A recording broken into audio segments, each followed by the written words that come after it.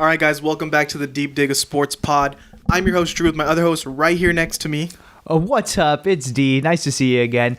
Go ahead and hit that like button. Go ahead and subscribe. It really does help us out. Right now, another NFC West team that's going through it, the Cardinals. Ooh, a lot of storylines out there. They fired. Well, first of all, they extend their quarterback, right? They extended Kliff Kingsbury They extended first Kliff Kingsbury for 5 years. For 5 years. Then They extend their GM at the same time for 5 years. There's going to be a pairing that's going to last for through the end of time. Future's here. The future is now. And then they extend Kyler Murray After he bitches and complains. So you lock into your head coach, your GM, and your quarterback. That's your nucleus going forward. One season in, they fire their head coach, Kliff Kingsbury. The GM steps away, and now they're saying Kyler Murray is going to have say in who the next head coach is. What's going on in Arizona? There was rumblings about Kliff Kingsbury getting fired about halfway through the season. And it was just one of those things where I was surprised that they even extended him because it didn't look good. Again, like I had talked to Casey Jones in our fantasy league. He's a Cardinals fan, and he was like, hey, I think, I told him, bro, Kyler's only good. He's a good first half of the season quarterback. And he was like, what are you talking about? And we looked at it, and from where the Cardinals are, they only played the first half of the season, historically. This year, they didn't play any of them. They just sucked all around. And it was like, I knew once they didn't have a good first half of the season, there was not going to be a bounce back. That's not Kliff Kingsbury's, MO. His MO is we start fast, we end slow. And if we can start fast enough, maybe we can make the playoffs. But they just didn't get off to a start, and it just didn't happen. And it's been like that, not only in the pros, but in college as well. It was crazy that they extended him. It's one of those things where you get a young coach with hype, and everyone just believes in him because he's offensive minded, doing some different things. But when you look back, Kliff Kingsbury only had one good year in Arizona, and it was all these veterans. They're very old roster, and this year it started to fall apart because they're getting hurt. Kyler's an injury-prone quarterback. And then if you look back at college, he wasn't even a winning coach in college. No. It was literally just because the pairing of his air raid offense and Kyler Murray, which, when you look at quarterbacks in the draft, people were like, oh, don't look at their record. We're going to look at their intangibles and their skills. So I guess you could say that that's what they looked at Kliff Kingsbury and the Kyler matchup. And they were like, look, Kliff is good at this. We want Kyler to do this. It's a good match.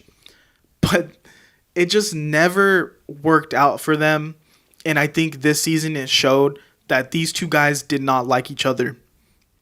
And Kyler Murray might be the wrong guy there, but he's your quarterback. You have a salary cap.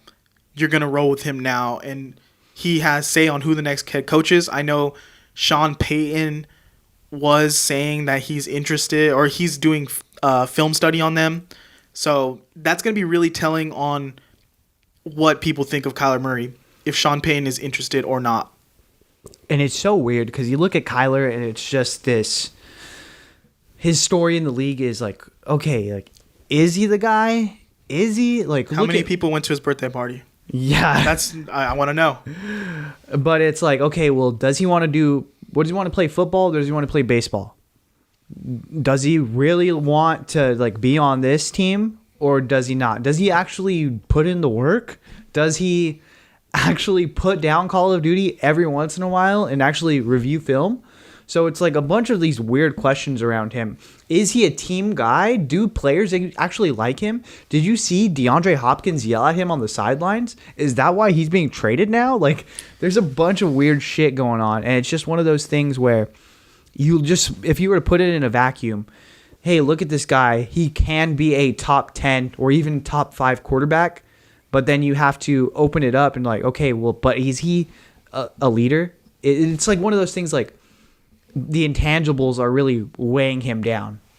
And it's what I think of when people were like talking about quarterbacks and do they have the locker room? Do the guys believe in them? Who is coming to the aid of them to defend them to the media when people are shitting on them? Zach Wilson, no one said anything. Mike White, they're making T-shirts of Mike White, but they're not saying anything about Zach Wilson to the media. Russell Wilson, it didn't happen for a long time, but I think they had to realize this guy's going to be our quarterback for the next few years, and if you want a spot on this team, you got to support the guy. So then everyone's coming out of the woodwork, like singing his praises. Jimmy G, you got guys coming out saying how Jimmy G's having a good year before he was hurt. Brock Purdy, everyone's talking about Brock Purdy to the media. Who is coming to the defense of Kyler Murray when everyone's like saying how he's injury prone? Second half of the season is not good. You know, can he be a pocket quarterback? All these things. When you have guys like J.J. Watt and DeAndre Hopkins and A.J. Green, like really quality character guys in that locker room, and no one's saying anything. The only one who is saying something is Hollywood Brown. But Hollywood Brown is his boy, and they go back. Yeah, they're two young guys, and Hollywood's had his issues. He got traded from a team because, you know, he couldn't really get along with the guys. So, I mean, So, I mean, it's going to be interesting to see if Sean Payton does really believe in him. If so, like, hey, that might be scary. You know what I mean? But if not, like, who's going to take over and who are they going to bring with them? If it's going to be interesting if the GM gets hired first or the coach gets hired first. And who Kyler chooses to be his coach, because he hasn't been like coachable. So now he needs to really embrace like the next guy if he wants to be a franchise guy. And I mean, again, I mentioned it a little bit, but DeAndre Hopkins is actually looking to be traded this offseason. So what do you think? First, like, who do you think he goes to? Who needs a wide receiver? And do you think that was because Kliff was his guy? Do you think it's because he sees that there's going to be a rebuild in place? Like, what do you think it is? I think this is going to be full-on rebuild. J.J. Watt don't want to be a part of that. He's retiring. DeAndre Hopkins doesn't want to be part of it. I'd fully expect A.J. Green to go somewhere else if he doesn't retire.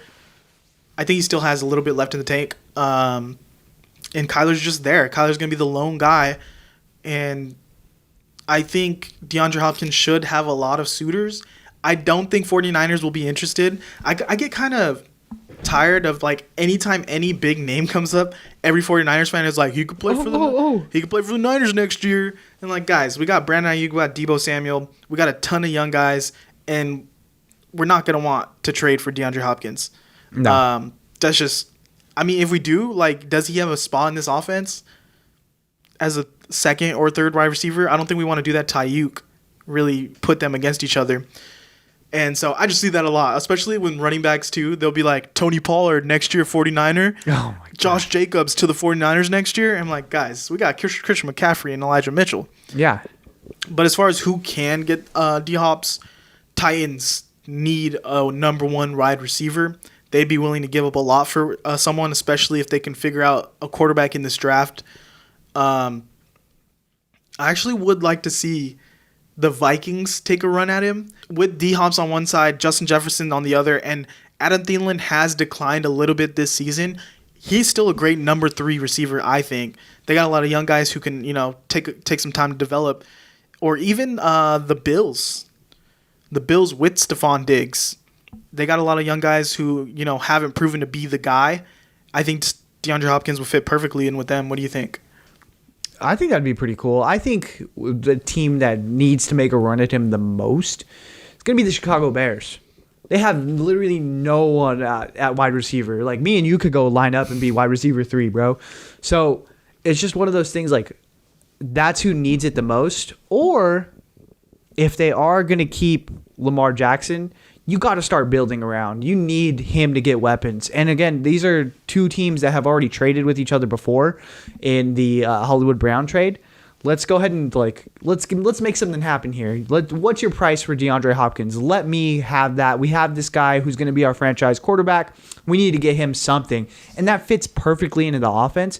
If you want to say, like, hey, Lamar Jackson is not accurate. Okay, well, this receiver is one of those guys who has just crazy ability. You don't need to be super accurate. You just have to give him a chance. both New York teams should be fighting for DeAndre Hopkins this offseason because they really can use his ability to catch anything. Like, Giants desperately need a number one guy, and I think DeAndre Hopkins still can be that. The Jets, if you imagine like Garrett Wilson and DeAndre Hopkins on that team, that's pretty nice weapons for Zach Wilson, who they still believe in? Question mark. He's done, bro. He's done. We'll get into that another tomorrow actually.